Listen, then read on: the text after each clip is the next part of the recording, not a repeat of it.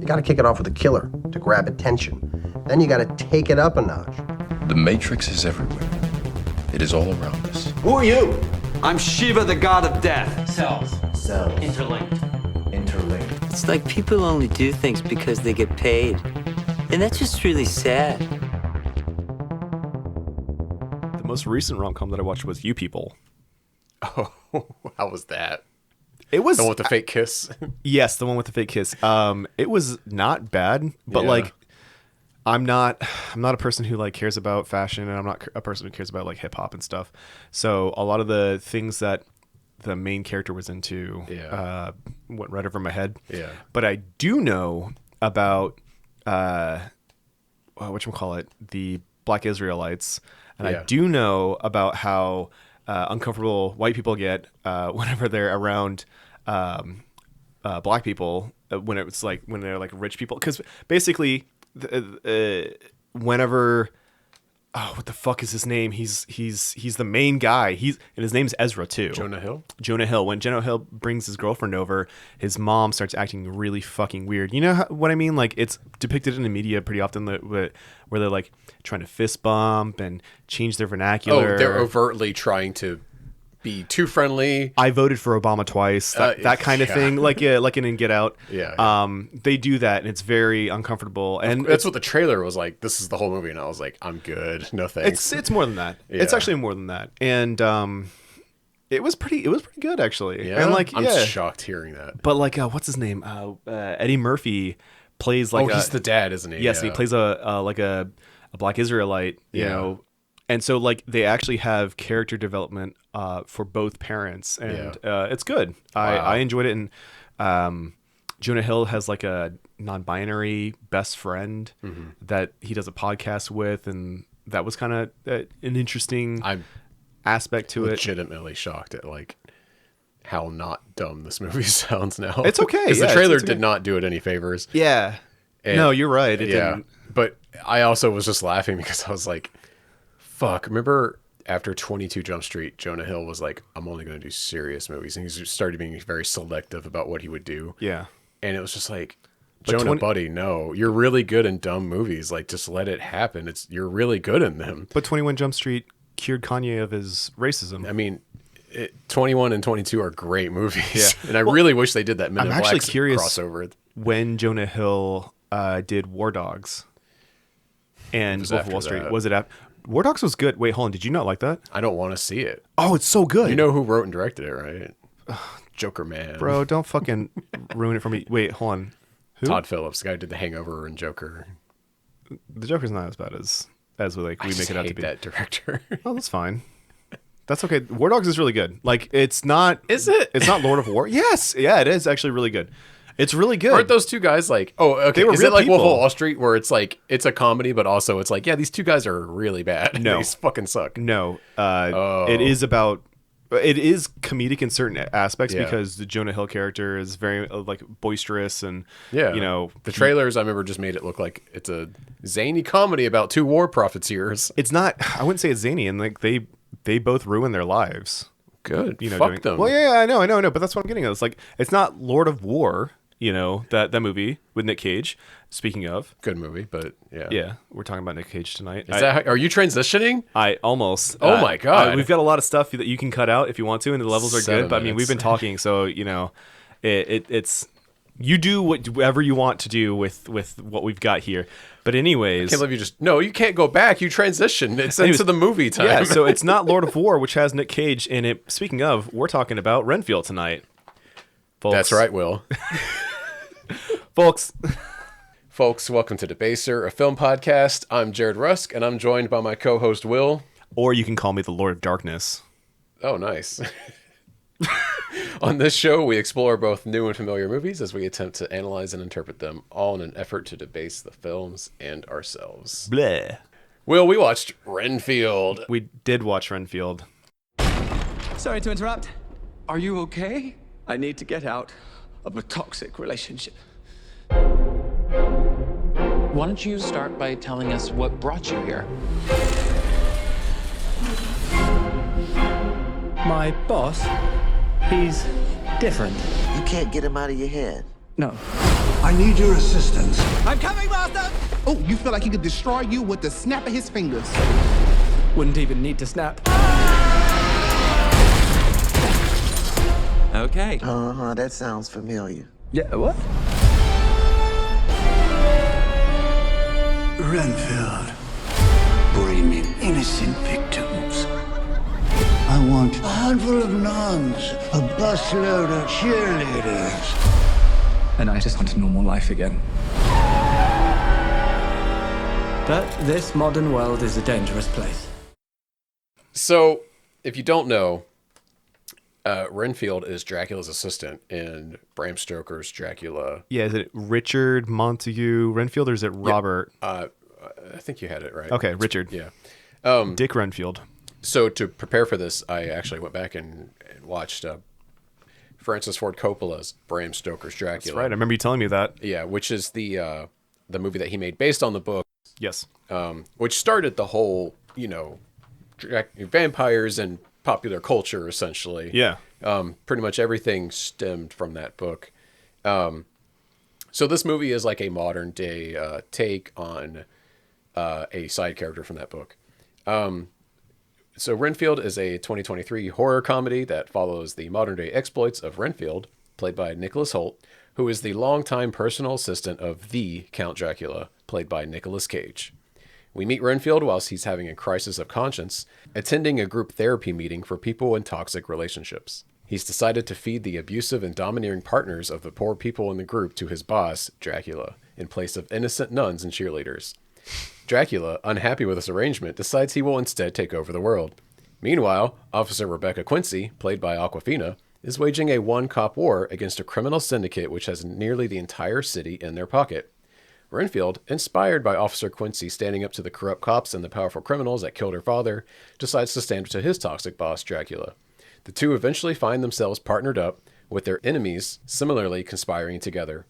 The film is a hilarious and often violent romp through vampire tropes and self-empowerment that is directed by Chris McKay, director of the Lego Batman movie and the Tomorrow War.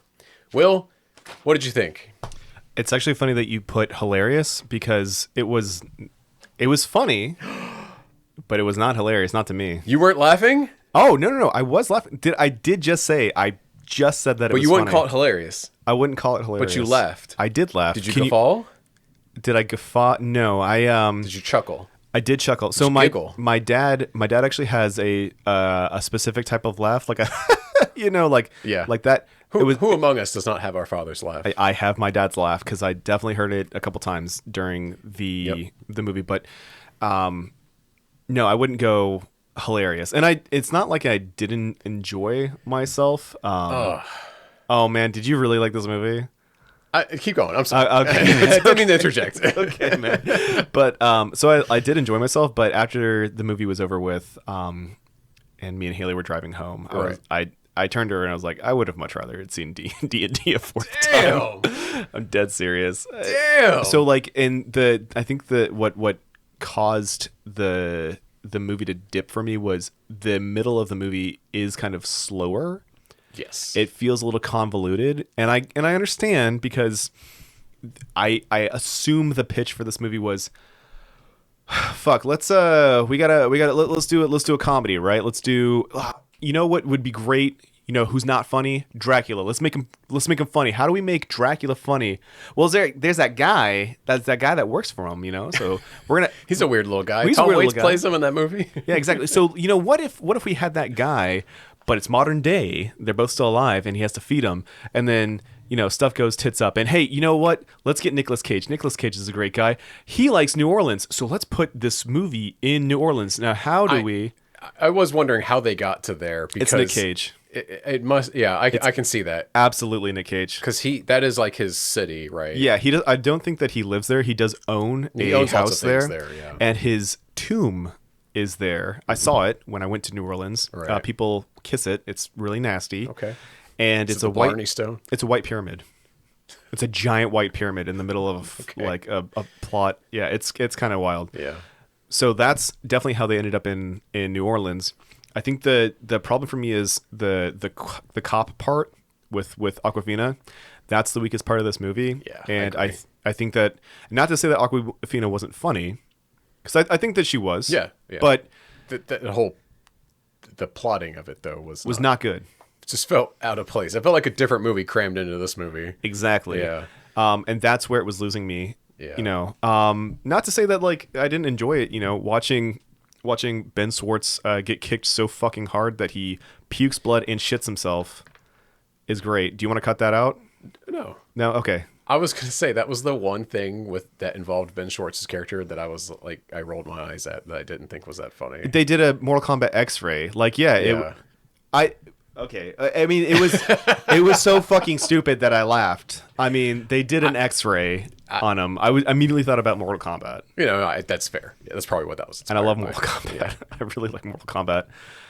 But I don't know. Like there was a lot of goofery in this. Yeah. I'm glad it was only an hour and a half. I agree. Yeah. More movies should be. Mm-hmm. I'll hit some tenets. Yeah, let's hear it. What you got?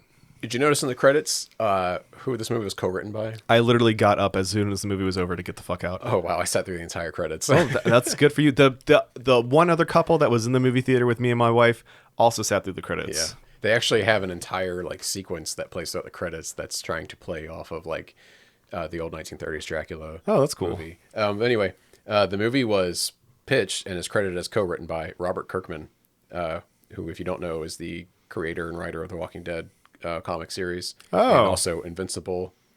Oh, no shit. I know you're a fan. Well, that explains the violence. The darker humor and violence mixed together, yeah. Because he does some gritty shit in his fucking comic books. I like his stuff. Oh, yeah. The other credited co-writer is Ryan Ridley, who is a writer on a lot of Dan Harmon productions like Rick and Morty, Harmontown, and Community, among other things, but those are the most notable. Those kids are getting a lot of jobs. They're everywhere now. Yeah. They're there is a real psychiatric disorder, although it was created as a parody by a clinical psychologist, called Renfield syndrome, also known as clinical vampirism, in which an individual has an intense fascination with drinking blood or believing themselves to be a vampire. Oh. Found that out. This is a really fun tidbit. So Nicolas Cage's uncle is Francis Ford Coppola. Right. I think you told me that a couple weeks ago. Yeah. It's just a really weird Hollywood fact that like I didn't even know until a couple years ago. Right on. So Francis Ford Coppola directed Bram Stoker's Dracula, the 1992 movie. Now in that movie, Tom Waits plays Renfield, and he's just like a minor character. But the arguably the main character of that movie is Jonathan Harker, played by Keanu Reeves. Now, the studio wanted Nick Cage, but Francis Ford Coppola had previously worked with Nick Cage on Peggy Sue Got Married, and did not have a great time. A movie that I would argue Nick Cage is very bad in. Oh, okay. I've never seen it. A few years ago, and Nicolas Cage kind of ruins that movie. It's a cool movie, but he kind of ruins it. Man, nepotism. He's just making choices in it. Nicolas Cage is just one of those guys, and we can get into this later, but Nicolas Cage is just one of those guys where it's either doing it for you or it's not. Absolutely. I can swing both ways on him. Yeah, I'm currently same. wearing a t-shirt with his name on it. This is true. In the Mandy font, because Mandy is one of Mandy his fucking best rocks. movies he's ever made. Yeah. And for every Mandy and Con Air and Lord of War, there's movies I don't even know the names of that are only on Redbox. Willie's the Five Nights at Freddy's ripoff movie. Yeah. Nicholas Hoult played Nicolas Cage's son in The Weatherman. Speaking of Nicolas Cage movies that I liked, that was a really good film. It came out in 2005, so I remember seeing it as like a depressed teenager and really vibing with it. Never seen it. It's a cool movie if you want to check it out. Yeah. In an interview with Collider, director Chris McKay, by the way, who we mentioned on a previous episode, is a Florida native. Yeah, not only that, why did we mention him in the Dungeons and Dragons one? Because Haley looked it up. So I wanted it. I did stay just to see who directed the movie. Yeah. That was the one thing I looked at because I was like, I need to look up what else this guy's done. Yeah. For this. Yeah. And I saw Chris McKay and I was like, we just got done talking about that guy. Who the fuck is this dude? Yeah. He was the original director for Dungeons and Dragons. He did not direct it. He did a couple scenes that did stay in the film though. Yeah. But that was the only We must have mentioned him for having worked on it or something. Yeah, he did do I think I was listing all the writers because there's a ton of writers on D&D. Right. Yeah, he didn't write for it, but he did direct. He was the original director, and then that he left the project, and because there's the other two came in. Credited co-directors on that movie. And yes, and he's neither of them. No. Yeah. Anyway, I must have brought that up somehow. You did. Because we talked about Lego Batman, which fucks. Yeah. And I mentioned how he grew up in Winter Park. Winter Park. Yeah, and then you were like, he also did Tomorrow War. And I'm like, I've never seen that. Well, yeah. In an interview with Collider, director Chris McKay admitted that the film is intended to serve as a direct sequel to Todd Browning's Dracula, a 1931 film. McKay had also attempted to have the film's trailers and poster refer to this fact, but ultimately it did not pan out. I did really like when the movie was starting, and they did do like, I'm Renfield to an old movie. Yeah. No shit, they pulled it up, and I was like, oh fuck, that's Bela Lugosi. Damn, they're really. And then it was actually Nick Cage and doing a Bela Lugosi look. Yeah. I loved that. Yeah, I loved that fun. bit. It's a nice little homage. Yes, yeah, I really enjoyed that. This is the second time Nicolas Cage plays a vampire on screen who is a horrible boss to his employees. Because the other one was Vampire's Kiss, a 1988 film. Are you familiar with it? Haley loves it. She actually, what was it? I think that she wasn't working that day. Maybe it was one of the movies that she watched when my son was born. Right. And I came home from work, and she's like, you have to watch this movie. Nick Cage puts in fake vampire teeth and goes and runs around in New York. And I know that like he did that. They like just filmed him doing that. And she was like, it was unhinged, and I loved it. I love that movie. Yeah. I think that if you asked Haley if she would rather watch that than Renfield, she'd probably say that. Wow. Yeah. My mom loves that movie, and I tried to watch it with my wife recently, and she was not digging it. So it was one of those things where sometimes Nick Cage doesn't do it for you. Yeah. You know? So you mentioned that there's a whole subplot with Awkwafina as the cop and the whole police department and everything. It's awful. It is unfortunate that there is no chemistry between Awkwafina and Nicholas Hoult in this movie, because they do try. It seems like they're trying to make hinting them like that there might be a pairing there. Yeah. And then it just doesn't pan out. And maybe it's because they realized it just wasn't working. Yeah. For whatever reason. And, that's fine. Ben Schwartz, aka Sonic the Hedgehog. Yeah, I did the bit. I pointed at the television or the movie screen, and I said, "That's Sonic the Hedgehog." I did it. You would have been fucking proud of me. I think I did the same exact thing. I not only did it to my wife, but I turned to my friend on my left and did it to them too. Oh my god, you fucking ruined me for eternity. I hate you for it, but I also love you because I get a good giggle out of it at every fucking movie I go to. Do you want to take some time to collect yourself? Yeah. Ben Schwartz is doing a lot with a little in this role. Yeah. But I was very happy to see him riff and be funny in an R-rated movie. He's always a blast on Comedy Bang Bang, which is a comedy podcast that I love. And I could see him ad-libbing a lot of his lines in this film. I was very happy that they even there's a lot of ADR jokes in this movie, which I think is indicative of the fact that it was rewritten to hell. The script feels a little too busy and it reeks of rewrites. I can't say definitively that it was, rewritten to death, but if I had to just guess, yeah, it really feels like it. There's not enough Renfield and Dracula backstory, and what there is feels rushed or kind of like, left in from editing. Yeah. And there was way too much cop backstory stuff. Way too much. Why the fuck would you make that the focus? You've got Nick Cage's chewing the scenery literally with those fake teeth. Right, and that's kind of the center point of the marketing of the film too. Yeah. Yeah. Why would you get him on board if you weren't going to fucking utilize him? Right. There is a fair bit of voiceover by Renfield, especially in the opening and in some of the transitional scenes that make me wonder if this film just had some major work done during editing. Like maybe this is one of those movies that just like came together in the editing room. Like they weren't sure how they were going to put a movie together after they were filming, and maybe they just had to do rewrites and rewrites and editing until they got it to where it was.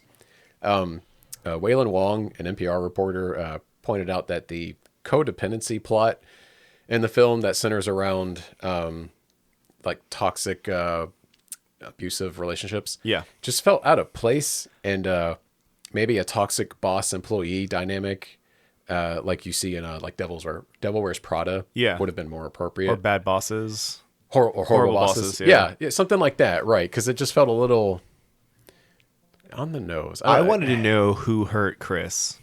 Who hurt Chris McKay? I mean, he didn't write it. Oh, well, who hurt the fucking writer that wrote this? Because it feels like... Yeah.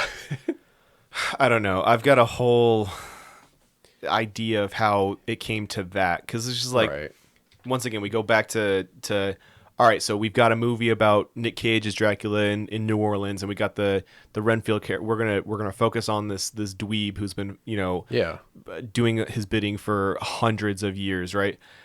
How do we make this a comedy? How do we ground this in reality?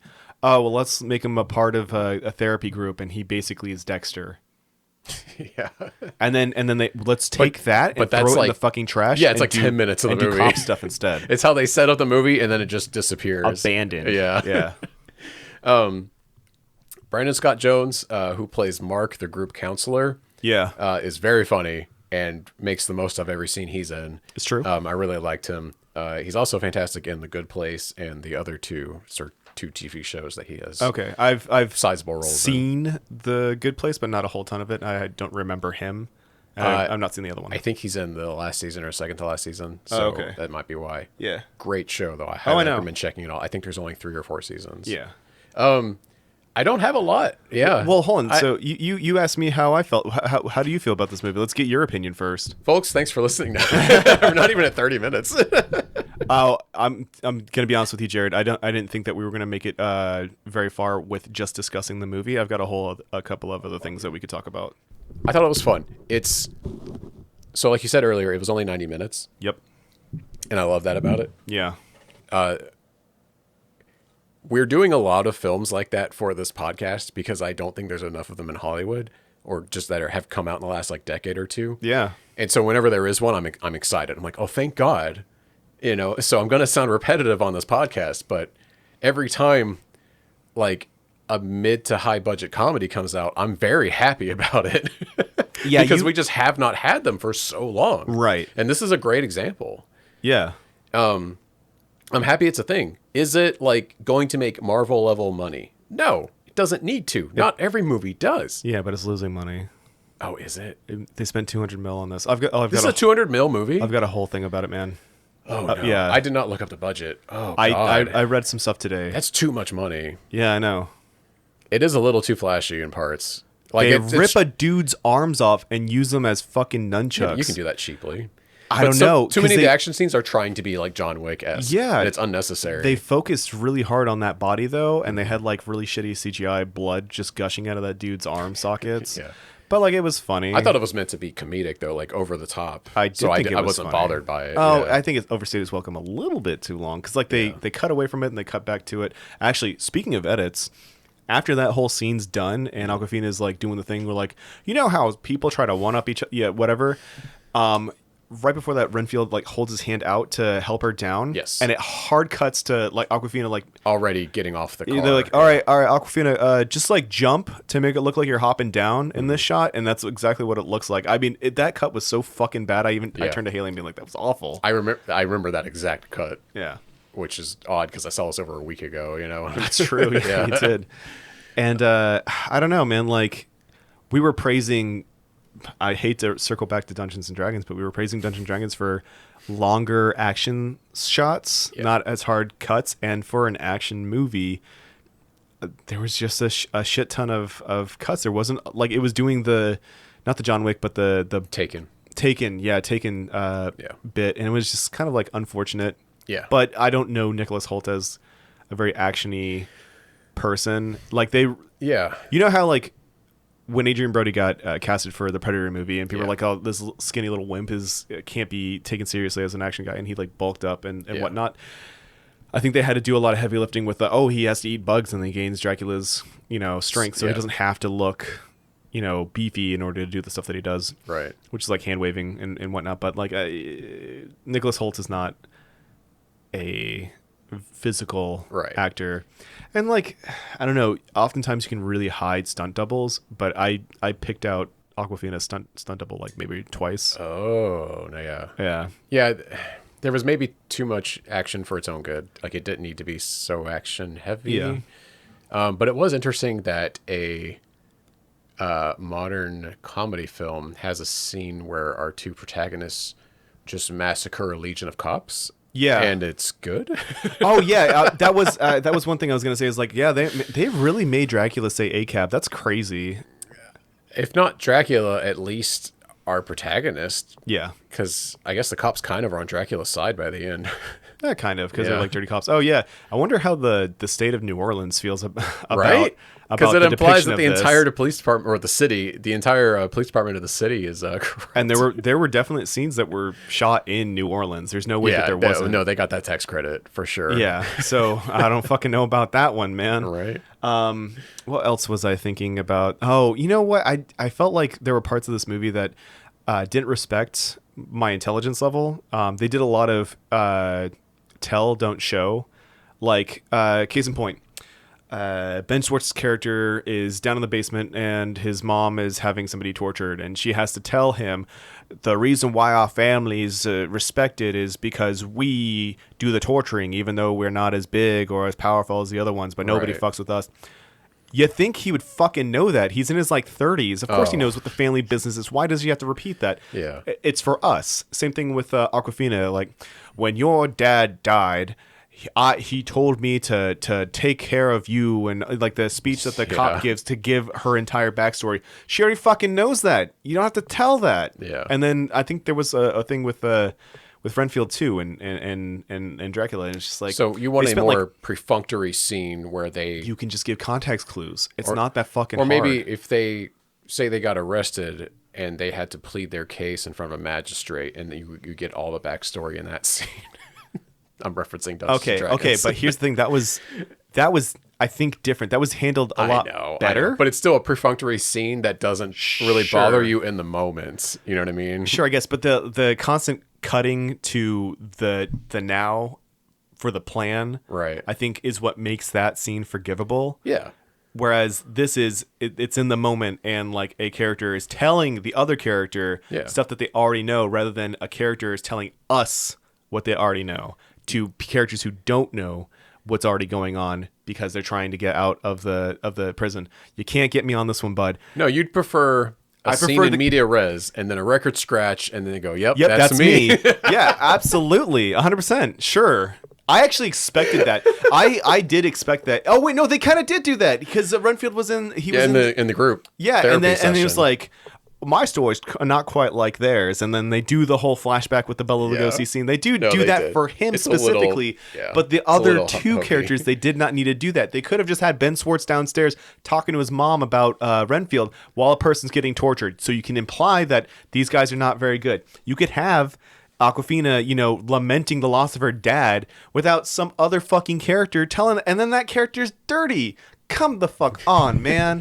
It's lazy. I don't like that shit. Yeah. That was like 15 minutes of the film. At least. Yeah. Yeah. I did not like that. And like the movie just grinds to a fucking halt. Like right in the middle. There are multiple scenes where I found myself kind of wondering, like in the theater, Yeah. I'd hate to spoil the best bit, but I do think one of the best bits in the film is when Nicholas Hoult is in his Renfield's character. Yes. Is in his little apartment where he is set up and established himself outside of Dracula's little crazy hotel. Yeah. And he realizes Dracula has A, found it, and B, has wandered inside, even though we have established in this universe that vampires need to be invited in. Yeah. And he looks down and he has the doormat that says, "Welcome, come on in." And he goes, "Oh shit." That got me too, because when he opened the door and he was sitting at the table, I was like, hold the fucking phone. He can't walk in. And then they got me. I was like, that's clever. It's a great bit. It is a good bit. There are good things in the movie. I don't want to shit on it. I laughed a lot. Yeah. I laughed too, but like, even the visuals, like they got good set designers. Like the blood throne in the hospital is really cool. Super cool, yeah. The torture area in the Los Lobos also very cool basement, yeah. Where they end the film, but I won't spoil it. Yeah. I did like our first scene with Ben Schwartz. Awkwafina's character sees him, Officer Quincy, and goes, "Hey, I think that's Jimmy Lobos." And her partner goes, "Oh yeah, why do you think so?" And he goes, "Hey, I'm fucking Jimmy Lobos. Get the fuck out of the way." And she goes, "Yeah, I'm pretty sure that's him." Did you see the decal on the side of his car? Yes, it's a It's a boar wolf. or a tiger snorting cocaine. It's a wolf snorting. A wolf. Okay. Yeah. Well, they're called Los Lobos, so yeah, it should be a wolf. Yeah. The line, the pinstriping Right. on the car turns into cocaine. It's fucking. I noticed badass. it like the last time you see the car near the end of the film, and because he whips it. I and you can wanted see to it. like grab my wife's arm and be like, "Oh my god, it's snorting cocaine on the car!" It's fucking badass. I love that shit. It's a great detail that like you really have to catch. Yeah. So it's funny. Me and Haley are big into Halloween Horror Nights, and I turned to her in the middle of the movie and I said, "Hey, I bet you this is going to be one of the houses." Very well could be. Yeah. She turned to me and said, "I fucking hope not." Oh, burn! Damn, Haley. She was not enjoying the film. Like, ouch. There were parts of it that she liked too, just like I said. I think Yeah. I enjoyed it more than she did. She did not like that movie at all. Damn. But here's we the should have thing had her on to just shit talk it. I know. Well, so actually, when the last Voyage of the Demeter comes out, I think that's something that we'll have to get a third person in. Because when we were watching the trailers, that one came on, and I was like, holy shit, I wish that I had watched that instead of this. Well, it's not out yet, but I know, obviously. But two things. I'm glad you brought up the Voyage of the Demeter. Number one, though, Haley just doesn't like Nicolas Cage, right? No. I can cut this out. No, but, yeah. she likes Vampire's Kiss. She liked him in Kick-Ass. She loves Pig. And that's all him. Oh, I think she's the one that talked us into watching that. Yes. Yeah. Yeah, she likes Nick. She loves Mandy. Yeah. She's a big Nick Cage fan too. Yeah. He wasn't the reason why this movie was. I think she even agreed with me that he was underutilized in this. We needed more him as Dracula. Yeah. It wasn't his fault, man. It was it was the writing. I think that you're right. The editing definitely doomed this movie to failure. Well, it could have been way worse until It could they have been. got what they got. And you know yeah. what? I'm willing to bet that maybe there were reshots and they put the stupid exposition dumps in there for people who may have, screen tested the film and been like, why are these Right. people here? Right. I get that. I get it. I don't like it. And I like I'm not a fucking smart person, but I like my intelligence to be respected. This is the reason why I didn't like Jurassic World 3. Fuck that movie. Well, you like to be shown, not told. I Yeah, guess, 'cause to it's use a your phrase from earlier. better fucking way to do your movie. Yeah. But Last Voyage of Demeter. Let's talk about that. So I'm glad you brought that up because the trailer for that movie that they showed in front of this, the premise is basically Dracula on a boat. Yes. And if you don't know, that movie is also based on Bram Stoker's Dracula. Yes. It's basically just one chapter. Because I was watching it going, oh my god, and I turned to my wife and I was like, this happens in Dracula. Remember? Yeah, She's like, it's the yeah, shit. this is that one section. It happens in Nosferatu too. Okay, so is Nosferatu like just a adaptation of Dracula? I do. That's It the might thing. be. I'm not too sure. I can't remember which one came first, but I know that Nosferatu, the movie, came. The movie came first, but I think the book Dracula is older than that. So the possibility. I'll edit this if it's wrong. Yeah. But like, I remember Nosferatu getting shipped over on a boat. Oh yeah. And he was like rats and worms and shit, and like he ran around the boat as a rat, giving people like dysentery and shit, and like sucking on their blood. So that trailer caused me to laugh almost louder than I did at any other point during Renfield. Really? Why? Did you catch the song that's playing? It's hard to miss. No. So you know how trailers do this thing right now? I should just get into it. So trailers for the last few years, and if you've seen one, you know this, love to take a popular song and turn it, slow it down and make it creepy. And sometimes it's a cover, sometimes it's the original and it's just super slowed down and made dramatic. What was the song? It's the Smashing Pumpkins. Oh yeah, The World is a Vampire. The world is a vampire. I laughed so fucking loud in the theater at that, and then I realized I was the only one laughing. But I thought that was so fucking obvious and dumb that I almost respected it because it was so obvious and funny. There's no way that plays in the actual movie. God, I wish. There's no way. There's no way. I want to hear Billy Corgan in that movie so bad. I'd rather not. He's a fucking psycho. Yeah, he sounds like an insane person now. But hey, Smashing Pumpkins rules. Yeah, the music's good. All that aside. Yeah. But no, that movie could be okay. I don't know. I think it's gonna be pretty good. Bram Stoker's Dracula. great film. Yeah, Check it out, man. Yeah. It holds up. It's got some really crazy effects in it. Francis Ford Coppola can really direct. I don't know if you know this. This might be controversial to say. I have no idea. I've seen Bram Stoker's Dracula. I've seen that movie. Oh, yeah, okay. And I enjoyed it. Gary Oldman's doing a lot in it. It's really funny. That movie inspired aesthetic designs for a Warhammer 40K army. I believe it. Yeah. Oh, do they have nipple like suit. armor that looks like muscles? Yep. With the nipples Sick. and everything. That's sick. Yeah, I'll show you some of the stuff later, but it's the for my friends that play Warhammer, it's the Blood Angels, guys. Hell yeah. I know they're listening. That's our I certainly we have a do hope subset so. of the audience, I'm sure. They're all 40K people. Anyways, but like looking at that movie, the main guy who steers the ship is Davos Seaworth in Game of Thrones. Obviously you didn't catch it. Nope. But like he's the Onion Knight. I love him in Game of Thrones. And so seeing him immediately, like, oh, this is really awesome. Mm-hmm. And then seeing it being a horror movie set in way back when on a wooden ship, I was like, oh yeah, that's fucking awesome. And then seeing it tied to Dracula was cool because the creature, the depiction of Dracula in this movie reminds me a lot of Midnight Mass. Did you watch Midnight Mass? Yes, I did. I saw all of it. Yes. Yes. And so, I don't know. That's just got me. I'm hoping that it's good. Yeah. Yeah. Whereas this film has come and gone, and it is what it is. So do you want me to like get into how this movie's not making its money back and like ruining a lot of things? Renfield? Yeah. Specifically? Sure. Yeah. So the film, I think they spent $200 million on it. That's insane. Yeah, this I know. movie should not have cost that much. Is that after marketing? Or? I don't know. I'm not too sure. It was $200 million, right? Hey folks, Jared from the slight future here. Just stepping in to correct Will. The budget for Renfield was not $200 million. It's actually $65 million. A much more reasonable amount of money. That makes more sense. Still more than I think they should have spent on it. But I just want to clear the air. It was not $200 million. That's an insane amount of money to spend on a movie like this. That's Marvel tentpole budget money. Okay, back to the show. Yeah. It's clearly not making its money back. And the story goes, do you know about Universal's Dark Universe? Of course I know about this, Will, but please, for our audience, please enlighten them. It's an incredible story. The Universal Studios Dark Universe is Universal Studios' I guess, way of trying to combat Disney Studios' Marvel Cinematic Universe. Well, Universal has been around for ages. A long time. And they are the original studio that had Wolfman, Dracula, Creature from the Black Lagoon, Frankenstein, Mummy. Yeah. Am I forgetting any?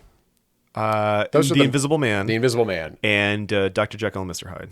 They've got all of the monsters. All the original monsters. Yes. And so they wanted to ape the Marvel formula, which was very hot 15-ish years ago. Still is. And honestly, it still is. But Warner Brothers did the same thing. Starting to decline, yes. But anyway, Universal had the bright idea that we're going to launch the Dark Universe, and they hired a bunch of huge movie stars at the time to play all of their new monsters. And the ones that actually got made was the Mummy with Tom Cruise. Hold on, whoa, okay. whoa. Okay. The start of the Dark Universe started with Dracula Untold. Oh no shit! I'm glad. 2013's Dracula Untold with whomever and whatever. I can't remember either of the actors' name. I can look it up real quick if you want to pause. Yeah, but it had. Let me just do Dark Universe. Oh no! The Wikipedia page is down. What? Renfield killed it. What? Yeah. Hold on. I can go. You can't get the you can't get the Wikipedia. The Dark Universe. You're right. The wiki isn't even in the results now. Oh my god. Yeah, I know. Do you want to leave this in? Maybe, yeah. Oh my god, it's shocking. crazy. So I can't remember who was in Dracula Untold, but it was a guy who was kind of getting hot at the time. Like he's Gaston in the live action Beauty and the Beast. He's Bard in the 2 Hobbit movies that he's in, Desolation of Smaug and Battle of the 5 Armies. I cannot remember his name for the life of me, but he basically plays. Dracula or... Hold on. Okay. So I'm on the fandom wiki. Yes. And it says the films are The Mummy, The Invisible Man, Renfield. You have to the let Invisible Woman. You have and to the let Wolfman. me. You have to let me get through it. It's all connected. It's all connected. Just give me the fucking the names of the actors, please. I know it's got fuck. What the fuck is his name? Are you sure that was part of it though? Yes, that's the whole fucking thing, man. I'm dead ass serious. I fucking looked all this shit up today. They took down the wiki today. You're like losing your mind because it's so funny. It's so funny how Universal Studios mishandled this fucking property. I'm on film Twitter and they always talk about this. Yeah, they mishandled it so fucking hard. It's unreal. I don't understand how Universal is still around. They are hemorrhaging money, hemorrhaging it. You're right. I know I'm right. Just pull up their names, please. Okay, so it was announced. This doesn't have to be in. It was announced in 2014 that reshoots had taken place shortly after the end of production to tie the film into the planned cinematic universe. What, Dracula Untold? Then a representative from Universal later denied that Dracula Untold was meant to start in a That's universe. Right. That's so right. Is this them backpedaling? This is the backpedaling. Yes. Oh my god. So they started with Dracula Untold, right? What's really crazy is that movie was supposed to come out, I want to say in 2012, because Halloween Horror Nights had a Dracula Untold house. Oh. And I remember me and my wife going through it and being like, "Oh, well that's fine, but I don't get it." And I remember going back to that year's houses, and one of the employees was like, "Yeah, you'd get it if the movie was out." The movie comes out a couple months later. Me and Haley rent it from Redbox, and it's awful. It's not great. Yeah. But like it has a fucking clincher at the very end where like the main antagonist, this person who's like, "There's more of us out there," and he's basically the head Lannister from Game of Thrones who gets shot while he's taking a shit. I can't remember his fucking name, but he's cool. He's a good actor.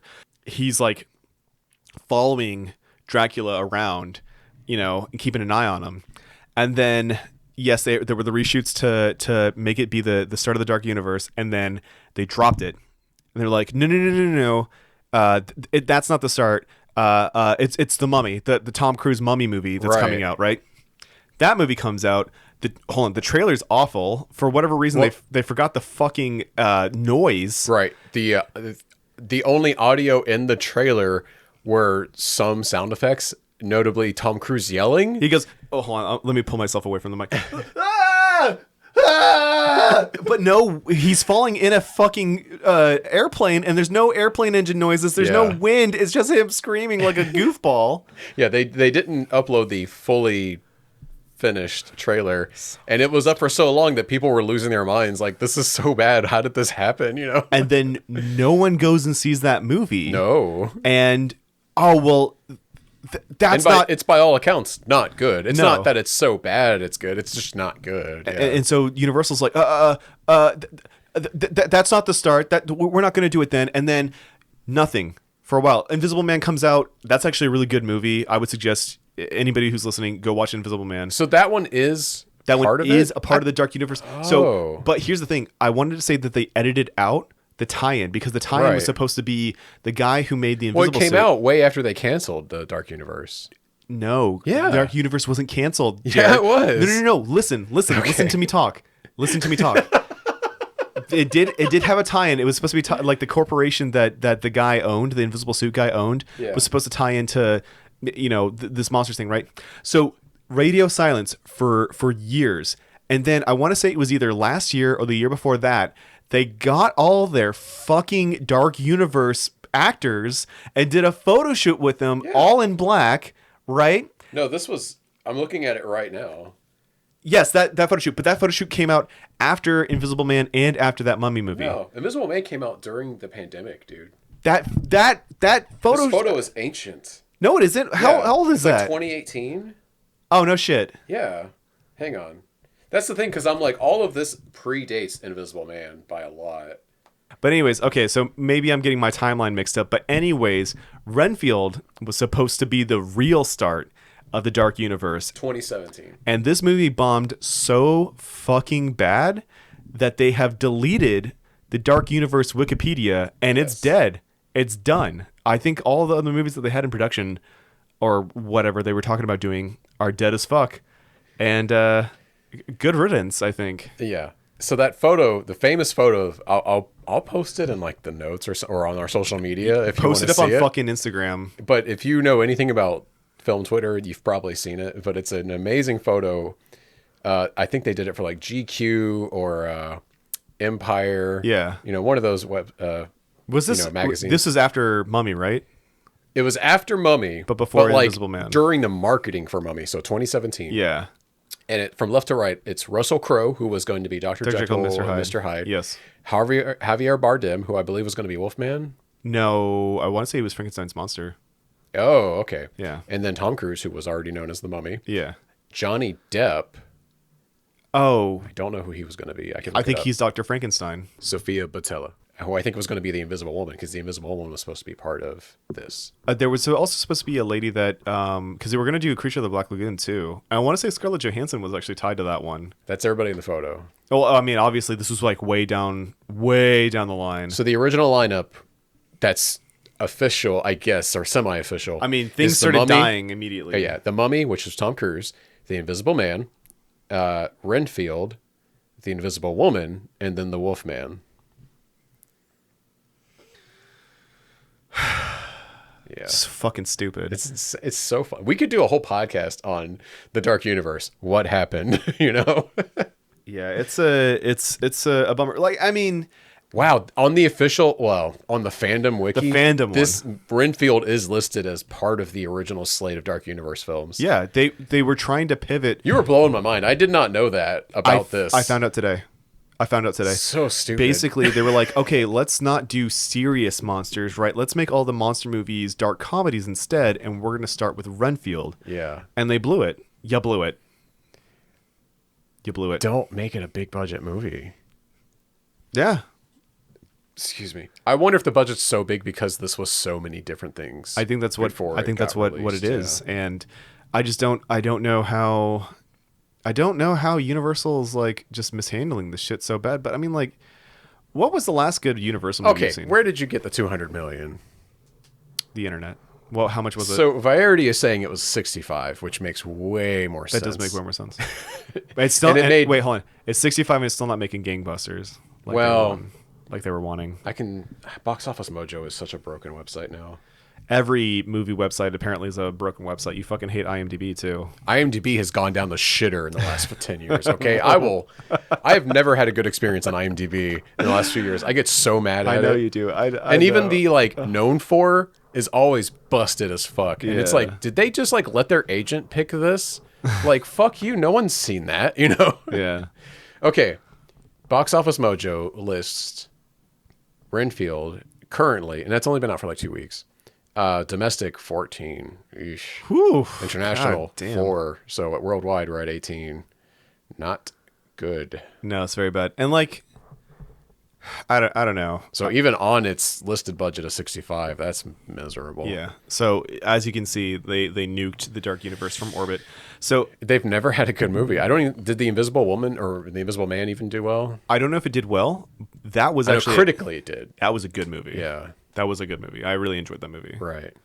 But I cannot believe we spent half this episode talking about the Dark Universe. I knew we were, and we had to. It's inexplicable or it's interesting. And I did not know that. Yeah, it's intrinsically tied to the fucking Dark Universe, and that's what a bad decision. Dude, Universal's got the Midas touch, man. Everything they touch turns to shit. You could argue that they pivoted 180 degrees from what the original like Dark Universe structure was going to be. They wanted to Renfield do horror movies and by stuff. doing like an unconnected movie with like a smaller budget and lesser known actors. And it still bombed, and I feel terrible for them for that reason. Because hold on, I think I remember the reason why I got the photo shoot mixed up with in the timeline. It was recent, yeah. Because they did a Fortnite tie-in. They did a Fortnite tie-in for the Dark Universe. And it was a couple of years ago. No. Yes, they did. Because they'd already canceled it by the time Fortnite really took off. No. I'm dead serious. There was no, they didn't cancel it because Renfield was supposed to be the start. I'm saying I think that's because Renfield was in production forever before it became what it was. Sure. But like they had they had it was like a cinematic. Will, thing. this was last year. Yes. Yes. Vindication. You're gonna have to work on the sound levels for that one because We're gonna cut so much out. What the fuck? Yeah. So this happened last year. Yeah. March 2022. Yeah. And it was a whole cinematic thing, and people were like, "Oh, the Dark Universe is back! Oh, what if they did movies on this?" You know, the whole like discussion on it was like, "Oh, well, this looks cool. When is this movie coming out?" And then you find out it's a fucking Fortnite tie-in. But yeah, dude, that was, and it was like Fortnite X Dark Universe or some shit, right? Yeah, that's exactly what it is. But I guess it was a pivot, because it was a mini series that was on Fortnite. Yes. But it doesn't look like it had anything to do with the movies necessarily, as much as just like the licenses for those characters. I don't fucking care. It's still something. Stop. Tell movie studios to stop pivoting to Fortnite. You can do tie-ins, do marketing for your movie on Fortnite, but don't be like, your ass has to hear the Emperor's speech in Fortnite before you show up to this movie, because otherwise no one's going to know how Palpatine you're just going to have to have a perfunctory scene where Oscar Isaac says somehow the Emperor's returned. I can't wait 5 years from now. Palpatine, not Emperor, but yeah. 5 years from now, when they do Universal does another Dracula movie, and they say somehow the Dark Universe has returned. God damn it. I can't wait. I'm looking forward to it. Well, you have a story to tell still. I do. So I was supposed to see this movie on Saturday, and instead I saw it last night, which was a Monday night. Yeah. I hope you weren't stressing to see it in time for the pod, because we could have done something else. Yes, delayed. I was. Oh, Will, I'm sorry. I was. Man. I was like, I have to see this fucking movie because we have to talk about it. And you could have texted me. We could have figured something out. Here's man. the thing, Jared. Jared. I wanted to see this fucking movie. Okay. That's the sad thing. Like, even with the critic scores, like on Rotten Tomatoes, it was like both critics and viewers were 60. So like my expectations were tempered. Yeah. But so we leave that party that we were at, right, with my kid. And we're driving to the drive-in because, my son really enjoyed Mario. And for whatever reason, the drive-in had Mario and Renfield as the double feature. We really got to talk to somebody at the Silver Moon about their billing. I know. And so I was like, oh, fucking cool, man. My kid can watch Mario. He can fall asleep. And then I can watch this fucking movie and we can talk about it. Mm-hmm. And on the way over there, I give my kid dinner. I give him a PB&J and a little drink and whatnot. And me and Haley pick up Taco Bell. And we are maybe halfway towards the drive-in, and my kid just starts projectile vomiting everywhere. And it's because he was running around like a little lunatic, and I think he was like overworked himself. Oh, and he's been doing this like a lot now. He did it today actually. Yeah. Which was really weird because he like had rested for at least half an hour to 45 minutes before it started happening again. Yeah. But like he goes hard, and I think he's like built like me. So if I go hard, I have the tendency to vomit everywhere too. Wow, I did not know that about you. I don't normally go hard. I've seen you get sick at a party if it's because you drank too much. But that was because I was drinking way too much. I went hard in the wrong way. Yeah. But yeah, so he vomited all over the place, and we're like, all right, well, let's clean him up, get him home, and whatnot. I was like, fuck, and then we, pulled some strings, and I got to see it yesterday, and I was like, damn, not worth it. I really wish I'd seen Dungeons and Dragons or even John Wick. John Wick was playing like 15 minutes after. Oh fuck! I still need to see it too. Yeah, same. You should have called me and be like, Jared, they're playing John Wick. It was Just like come meet me here. It was 8:00. Yeah, I would have done it. Listen, I think we should see Evil Dead Rise. I do not want to, Jared. I don't want to. We're gonna watch it. What if I tell you this? I'll pay for your ticket, and I think you're gonna love it. When do you want to fucking see this? What else? What has the director done? Actually, not much. Okay. Because that's the thing that they do with. Well, hopefully they continue to do this because they've only done it twice now. Mm-hmm. Is they just kind of pick somebody who's only done smaller films and they say, "Hey, do you want to do Evil Dead?" That way, Sam Raimi can put his shitty little hands in it. And listen, he is a great producer. Okay, he's produced a lot of fantastic movies. He's also directed a lot of good movies, but I won't argue that with you. Yeah. I heard a review today that sold me on it. Like, number one, I'm easy to sell on it, but yeah, you liked the 2013 reboot, right? I did. I liked the haunted house that went with it too, because they did that that year. They did it for Halloween Horror Nights. Dude, it was cool. They had the chainsaw scene at the end. It was fucking awesome. I think you'll like Rise. It is more of it was described as more of a spiritual sequel to 2013 than anything to do with the original Evil Deads, which you don't like. Okay. So I think you're going to love it. Watch. I've heard once it gets going in the opening few minutes, it was described as like just a continuous assault on your senses. It is just a full forced, hardcore like movie. Well, I'm going in with zero expectations, so watch me be blown away and being like, "Hey guys, I really think I'm going to turn you around on Evil Dead with this movie.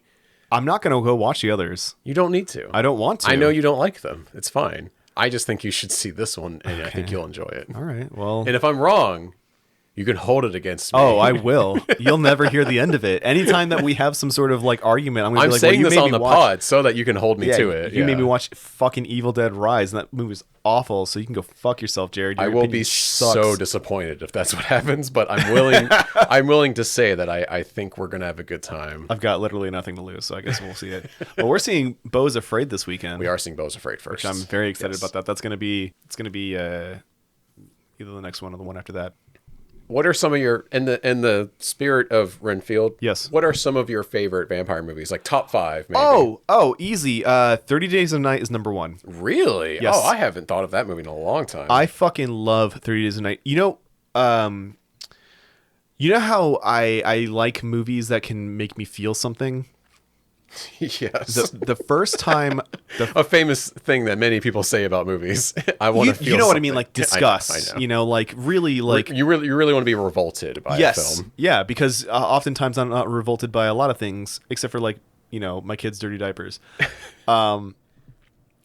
When they chop that guy's head off in 30 Days of Night, whatchamacallit, and they don't do it in 2 swings, I remember, like, I don't know, my empathy kicked in, and I imagined what that would feel like, and I started gagging in the movie. That movie made me, like, viscerally react to it. Isn't there a scene where they have to kill a kid in a gas station or something, and it's just brutal? Yeah. It's fucking... That movie fucking rocks. So 30 Days of Night, 100%. If Midnight Mass could count, Midnight Mass, but I know that's not a movie. Like the whole season, yeah. Yeah, but oh god, that show was... Season 1 is essentially a movie in itself, yeah. Yeah, well, there's not a second season to Midnight Mass. Well, I think he wanted to do a season 2, but he also made it a standalone on purpose. Yeah. Yeah. So that movie's really good. I actually did like Bram Stoker's Dracula. Yo, it's fantastic. Yeah, I enjoyed that one. People talk so much shit about Keanu in it, and I was like, oh, it's fine, and he's not even that much of the movie. Yeah, I was gonna say he's kind of forgettable. And he's not in that much. He's like in the first third, and then he kind of disappears. Yes, he does. Yeah. I actually remembered that about that film. Is he just kind of fucks off. And then that movie that came out just recently, Day Shift. Oh, the Jamie Foxx movie? Yeah. Yeah. It was actually, that was funny. That was way more funnier than Renfield, and was a shit ass Netflix movie. Okay. I'm sorry, it was. Don't talk that disparagingly about my boy Renfield. Come on. The movie wasn't as good as a fucking Netflix film. Did you see Daybreakers, the Ethan Hawke movie? That's the last one. Oh, that was your number 5? That's my number 5. Oh, fuck yeah. I loved Daybreakers. That was a cool movie, yeah. I saw that movie in theaters, and I thought the concept was really neat. Yeah. I liked that Sam Neill was a villain. Oh, that's right. You know what's really funny, though, is when I hadn't seen him in something in a very long time. Yeah. And when he popped up on the screen, I was like, oh, Sam, you're not looking good, bud. Aww. He was like, he was kind of, he'd gained a lot of weight. Yeah. He didn't look like he was in the best of health, but I've seen him, as recently with the Jurassic World movie that came out. He's like 70, and he posts videos of himself on his farm in New Zealand. With his pig, he looks great. Yeah, he looks great in that. Yeah, I know, but like in Daybreakers, he was looking a little rough. That may have been intentional. I was concerned because that's my like my dad. Yeah, not my actual dad. I wish he was my actual your dad. Surrogate Hollywood father. Yeah, exactly. You've seen In the Mouth of Madness, right? Yeah. God, I love that movie. That movie's great. He is so fucking... Okay, it's a John Carpenter movie, which I know you're not really a big fan of, right? No, I like The Thing. Oh, okay. Yeah, I like John Carpenter movies. What John Carpenter movie? They Live. I haven't seen that. Big Trouble in Little China. I don't remember seeing We're that. going to watch They Live for this podcast. Okay. That's a Jared movie. Yeah, that's Capital fine. J. Yeah. Capital M. Okay. Wait, does your middle name start with an M? No, movie. Oh, okay. I'm Jared. making my middle name movie though. Jared movie. Yeah, I love that. That's great. We're watching fucking They Live. Man. Okay, that's fine. Yeah. That is a quintessential Jared movie. It has been a part of my life since I was little. Does that mean we're watching? And it's one of those movies where I watched it more as I got older, and more of it made sense. Yeah. And I realized, like, in each stage of my life that I watched it, like a different part of it, like spoke to you. Yeah. Yes, it's Will. I cannot wait for you to see that movie. So I can't wait until we do They Live, Donnie Darko. What's that fucking? Donnie Darko is. What's that black and white movie that Robert Rodriguez did? Sin City. No. Donnie Darko and Sin City do not hold that kind of. I will not parade those movies around and be like, you have to watch these movies. Okay. They Live, though, is a movie that everyone needs to see. Yeah. Donnie Darko was like, that just spoke to me as like a depressed teenager. I got you. You know what I mean? Sin City was like, I was a kid who loved comic books and wanted to see, guns and tits, basically. Oh, yeah. I get it, dude. I watched Starship Troopers. I understand. Let the Right One In. Oh, yeah. I love that movie. Back to vampire movies. Yeah. That's a fantastic movie. That is a good one. I guess that will. The remake is almost as good. It's pretty much on par. I'd have to day shift and put the original Let the Right One In. Are you a Dusk Till Dawn fan? Because speaking of Rodriguez, I've seen it and I didn't hate it, but I also didn't care for it. Really? If that makes sense. Yeah. It was all right. Does Quentin freak you out? No, I like Quentin Tarantino. As an actor, I mean. Oh, he's not directing; he's acting. Yeah, I don't care for him as an actor. He plays like the creepy brother. Yeah, I remember. He sucks on Salma Hayek's toes. Yeah, it's almost like, wow, I think he wrote this scene. I'm pretty sure he did. But I'm forgetting my boy. Blade 1 and 2. Oh, see, I've never seen those. Remember, you know that. So hold on. So yours is Let the Right One In, Blade 1 and 2, and From Dusk Till Dawn. I worked my way down up. What was your first one? Blade's number 1. Oh, Blade's number one. With a bullet. And then Blade 2. A garlic-infused bullet. Silver nitrate bullet. Anyways, so Blade 1 and 2. I wasn't ranking them as I okay. Sorry. What was your fifth one? Maybe Daybreakers. Oh, Daybreakers? Is that the Ethan Hawke one? Yeah, dude, Daybreakers is great. So, not in my rank, but a vampire movie that fucked me up when I was young because I saw it way too young. Yeah. Modern Vampires. Vampires. No one's seen it, and no one should see it. I'm sure it's relatively tame by like our standards now. Yeah. But I was like 9 or 10 when I saw it. And the only actor I could name that was in it was Craig Ferguson, the Scottish comedian that had a late night talk show for a while. Yeah. Very funny guy. He was Drew Carey's boss on the Drew Carey show. Is a fucked up movie.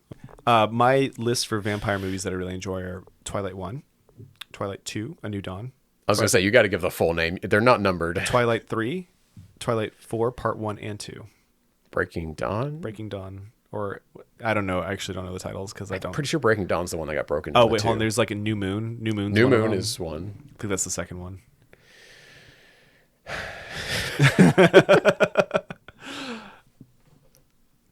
Dude, this movie was not great because we've spent the last 45 fucking minutes talking about anything that is this movie. We were done with the movie by 28 minutes. Yeah, it's not good. Yeah, do you want to talk about the Dark Universe more?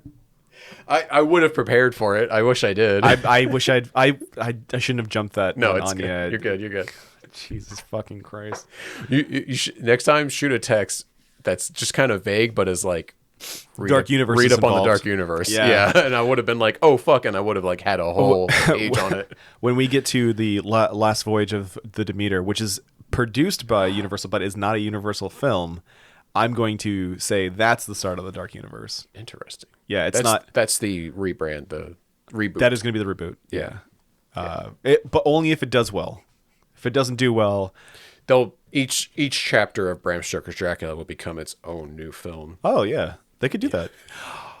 They could do that, like how they. That's absolutely going to be a thing if that's a hit. Have you ever seen like they redid Star Wars in different animation styles and film styles? No. What if they did that for Bram Stoker's Dracula? They do all the chapters and it's a different film and it's all done by a different person. Well, I think this is it. Unless you want to talk about how like the person who wrote Dracula, the book, was secretly gay, and the relationship between Renfield and Dracula is a parallel to his long distance relationship with another writer. Interesting. I did not know that. I should have rewatched because there's a documentary on Shudder about the LGBTQ in horror. Yeah. And they start off with classic horror. Yeah. And I think all vampires are canonically bi, right? Yeah. Yeah. I mean, when you live long enough, you might as well indulge. But like, Mary Shelley was gay. Bram Stoker was probably gay. I don't want to say the dude who did Wolfman was also, but I don't remember all the stuff. This has been like a year since I've watched all that stuff. But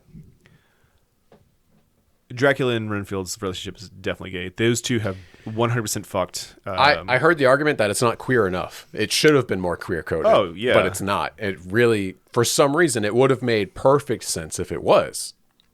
Or to at least even make it a haunting, as like Nicolas Cage was maybe an abusive like boyfriend of Renfield. Let's rewrite Renfield right now. You cut out all of the cop shit, right? You stick with the Dexter storyline where it's a killer with a conscience yes. Okay. And Renfield and Dracula are in an abusive gay relationship. Well, how much are we encroaching on Interview with a Vampire, by the way? Like the modern steal it. Just steal it. You know what? It would have been better. Yeah. It would have been better. I saw the first couple episodes of that series. It was good. Yeah. But yeah, you make it where the therapy is relevant, right? You make it with the killer with a conscience is relevant, and you put the two in a relationship where Dracula has all the power, both literally and figuratively, and Renfield somehow through therapy or what have you, or through the dispatching of evil people and the request from Dracula to stop giving him tainted bodies and giving him, the blood of the innocent, and wrestling with that and choosing to overthrow Dracula, and maybe in a way that is self-sacrificing. Nobody will know his story, but nobody will know the terror of Dracula. Boom. That movie is not convoluted. That movie could still be funny if you wanted to. And I think that you could still make it an hour and a half, and I think it would have done a lot better because you would have had Nicolas Cage in it throughout the entire film. Yeah. And then you get to watch Nicolas Cage and Nicholas Hoult make out. And then it's really weird because they were in Weatherman, and that was his dad. Yeah, there is a huge age gap there that makes it wildly inappropriate. But I guess when you're both pushing 200 years, exactly. Dracula is several centuries older than Renfield, right? So. Oh yeah, I guess that's right, because he was Vlad the Impaler. Yeah. Which ties us back to Dracula Untold. That's the untold story is that he's Vlad the Impaler. Well, no one would know because no one has seen that movie. I've seen it. No, you haven't. Yes, I did. Have you also seen I, Frankenstein? No, but somebody tried to sell me on that one. I want to say it was Blackman. Oh, I could totally see Blackman watching Mike that, watched it, and he was like, "Oh man, this movie's actually no." Was it Nathan? I can't remember who the fuck was, but they like tried to sell us on it. Yeah. And I'm not fucking buying that shit, man. Renfield, this is codependency 101. A narcissist will take full advantage of a codependent's low self-esteem, but you're the one with the real power. And all you gotta do is take it back. How do I do that? Focus on your needs. I mean, I just haven't thought about any of my needs in years. But if you were to stop focusing on his needs, what would happen? If I don't... Yeah, what would happen? Stop focusing on his needs, what would happen? He won't grow to full power. Exactly. He won't grow to full power. What? That's so weird. Why would you phrase it like that? But yes, he's right. Special thank you to Ellen Weatherford for her assistance and support with this episode. You can check out her amazing animal-focused podcast, Just the Zoo of Us, as well as her other podcast, Spellbound and Gagged, that dives into oddities and the macabre. And yes, I had to look up. No, it's macabre. No fucking way. I looked it up because I also thought it was macabre. Oh, fuck. And I was like, well, before I say this word, I better Google it. And yeah, it's macabre. Right? I'm going to go slink back into the darkness. So... I have been mispronouncing. Same. Mischievous. Mischievous? I've been saying mischievous. It's mischievous. No, yes. I don't. Nope. Yeah. No, I'm vetoing that one. I'm not going to be wrong for 33 years. No, absolutely not. Well, folks, thank you for listening. You can find our show on social media by searching @DebaserPod. I'm Jared Rusk, and you can find me on Twitter. Don't. No. Will, where can people find you, and what would you like to plug? They can find me at xxxdarklord_vamp XXX. Listen, hey, I was XX Hellspawn XX on AIM back in the day, baby. Hell yeah, dude. If you've been listening to the show, it's pocket. You know it's pocket_infinity, baby. That's the only thing I plug. I don't fucking do Twitter. Yeah. Don't friend me on Facebook. I don't post anything except for this dumb shit that I post on fucking Twitter or this show, baby. Instagram. And this show. Whenever you tag me, Yeah. I can't share the fucking stories on Instagram. I'm sorry. No, it's okay. I always forget that too because Yeah, it it's all doesn't good. make any fucking sense to me. No, it doesn't. It's so fucking But like stupid. sometimes people will share the story that I didn't tag, and I'm like, how did they do that? Oh, that's because we're like my illiterate brother-in-law boomers. will do it. Yeah. I'm like, how did he do that? I don't know. People just know how to use Instagram better than me, I guess. Yeah, clearly. But anyways, hey, thanks for listening. I love you. Please tell at least one friend about the show. And I thought you were gonna say that you love them. and I'll also love them as well. And if you DM me on my Instagram handle and tell me you watch the show, I got you. Wink. And don't listen. The email is podcast@debaserpod.com. Don't email us if you're just going to try and sell us something. Oh, are you getting marketers now? Yes. Oh, wait, hold on. Do they want to do brand deals? Are we finally getting our NordVPN plug? No, I wish we were getting sponsorship emails, but no, it's dumb. It's bad. Almost. It's probably because the email addresses and the descriptions. Well, I will say I've gained some followers since the show launched. Unfortunately, I think they're all bots. I've also got plenty of bots. Although some artists have been following me, which is great. Oh, good. Okay. But it's artists. It's not people who listen to the fucking show. It's not girl's name and then a bunch of numbers. No. And then you open it and it's like, check out my OnlyFans. Yeah. And you're like, oh, cool. Great. Thank you. This is one of Tate's little bots. Tater tots. His little tater tots. Join us next time for Beau is Afraid. Yeah. Hell yeah. Hell yeah. All right. Bye. Bye, everybody.